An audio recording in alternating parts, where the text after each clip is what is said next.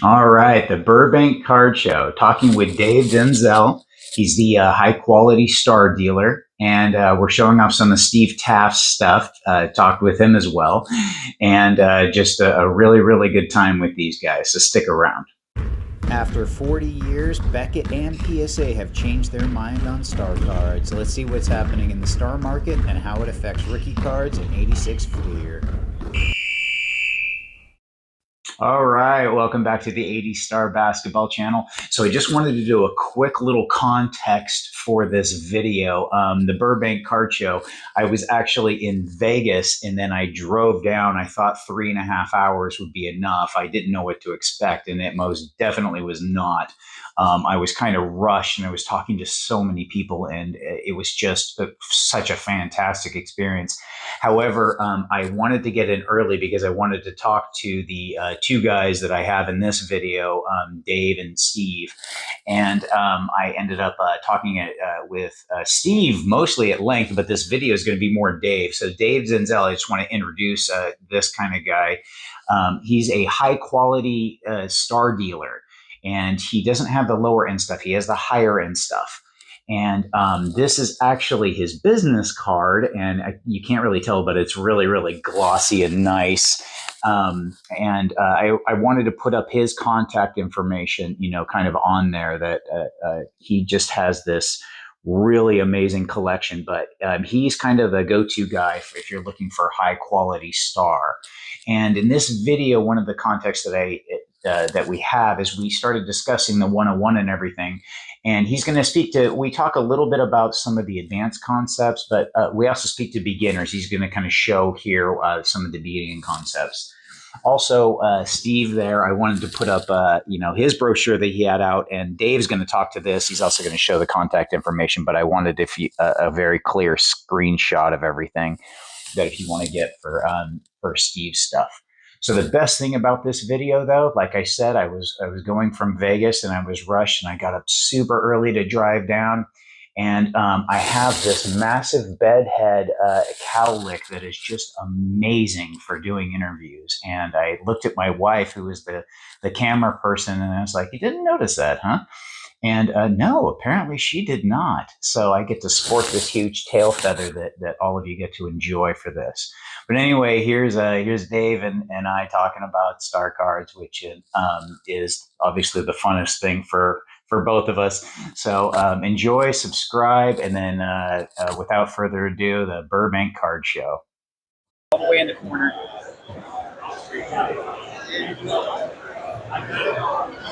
Go a little bit faster.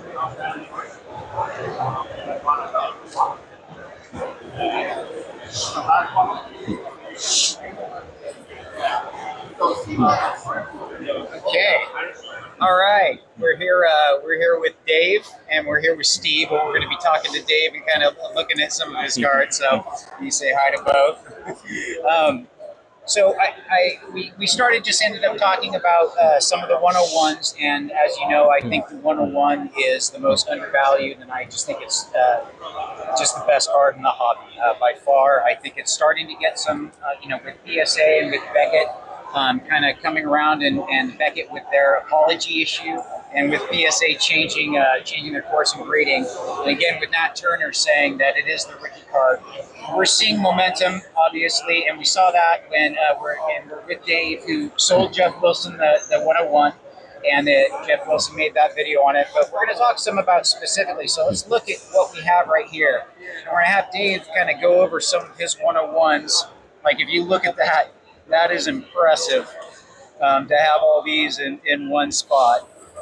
And as many in the star community know, they know Dave. Well-respected guy. He's going to chat a little bit about, just kind of show some of the cuts and talk about it for a second. Sure. Hello. So, yeah, 5 different copies here. And what I find most interesting about these cards is that they came in a lot of different shapes and sizes. They typically have a thick top border and a very thin left border. A lot of them also have a tilt to them. They start out a little skinny at the top left and get a little wider as you go down. This 8.5, I think, is one of the nicer 8.5s I've seen. I think it would have been graded a 9 if it had been graded 5 or 10 years ago. But it seems like they're grading tougher these days. Right. Yeah, the centering on that is really, really nice. It's sharp for sure. That's a really sharp one. This PSA 7.5 here, I think, I love the centering on that one. It's very tough to find these well centered. This one just has a little touch of white on the bottom left corner that I think prevented a PSA 8. Yeah, that's what it looks like. So, and I asked you a little bit about this. What do you think because there's different opinions. There's different opinions for PSA and how BGS grades and how PSA grades. And you and I have kind of gone back and forth and said, hey, with BGS, there's just this range on a 7.5. You're gonna see what you might think is a 6, and then you're gonna see an 8, or some. I've even seen some 7.5s that I've looked at 8.5s, and I'm like, that's the same card. That to me look very similar. What do you think on PSA? Do you think PSA has a flavor they're looking for? Do you think they have a consistency? What do you think that is? Oh man, I think I think both companies are very inconsistent in general. And it might be too early to draw any conclusions, but it does seem like PSA might prefer a thinner top border than Beckett does. I've seen someone crack a BGS 9 that became a PSA 7. Oh wow! Yeah. Oh, that's unfortunate. And beautiful card, but it was just pretty thick at the top. Gotcha. Okay, yeah, we're looking at. Let's go over here. We actually tell us about the 8. It is really pretty. Oh my gosh, that's a beauty. The 8, yeah, the 8 looks perfect in every way except for the centering, right? A little thin on the left, but the corners, the surface, and the edges all look gem mint to me. Yeah, I see no flaw. Yeah, those are the 8s. That's what I kind of figured. PSA, obviously, everyone knows they're grading these really, really tough. And when I look at this 8, I am just seeing like, wow, yeah, the color on that. So you can like see that how it looks, but the color and everything. But you also don't see many 0.5s. That's the other thing on that. You don't see many half grades for PSA. Right. So, right. Yeah. I think the centering on this one got it that half point bump. I believe it has PSA 8 or maybe even PSA 9 centering, but just has a little bit of corner wear. This PSA 6 here probably has the best centering I've ever seen, but it's not sure if you can see in the video. There's just a little bit of paper loss in the top left and the top right, possibly as a result of being in a screw down holder for a long time. Very light though. Yeah, but I absolutely love the centering on that card. That one just sold, and I'm already missing it. And actually, I brought one. Let's pull out mine. You can see when he's talking about the centering. Here's my 7. My 7, as you can see, is a much thinner on the side border here than when he's saying like this 8.5. Like if we take a look at this and move some of these others away. But you can see that border is about twice, getting close to almost twice as thick as when we're looking at. But look at that 7.5 right there. I think that's actually the thickest borders on the 7.5. But cool to look at these. You don't often, even if you get one of them, it's nice. But usually you don't get to see some of these unless you're at a big show or you're in Dave's. You're looking at Dave's cards. So, and we take a look over at some of the bags. So thanks, Dave, for kind of talking about some of the 101s, and then we'll look at some of Steve's stuff. Yeah.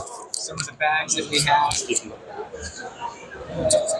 Here's some of Steve's bags that we got. And also right here, it's really, really cool. I think some of the things, especially that Steve has. And got some stuff to look through right here. Yeah, let me talk about the transparency real quick. So Steve Taft has an unbelievable piece right here. Well, two of them. He's got an uncut sheet that has both the 101 card up here and the 195 Jordan down here. Unbelievable piece in itself. Maybe 10 of those in the world that still exist or less. And then if that isn't rare enough, he has this piece here, which is the original production transparency that was used to produce this card, which is a true one-of-one piece. Yeah, that is. So it's a one of one of the 101. And let's see, here we go. A better picture of it here. So this is absolutely amazing. And when I win the lottery, I'm going to buy it. What's the size of it, Steve? What are the dimensions of the? Same size as Okay. Yeah. So about the same size of a card. We don't have it here with us today. Or Steve doesn't. I'm sorry. I'm taking credit for his piece. Yeah, this is Dave's brochure. Right? No, this is all Steve Taft. Here, let's get his information down here.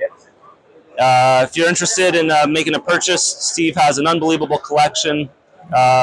Hundreds of team bags in the original packaging from 40 years ago, perfectly preserved.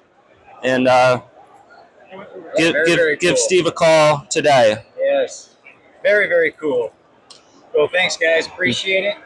And so check out, this is at the Burbank Card Show. We were able to do this once again. And yeah, this is the 80 Star Basketball Channel, looking at some really, really cool stuff with Dave and Steve. Thanks a lot, guys. Appreciate it.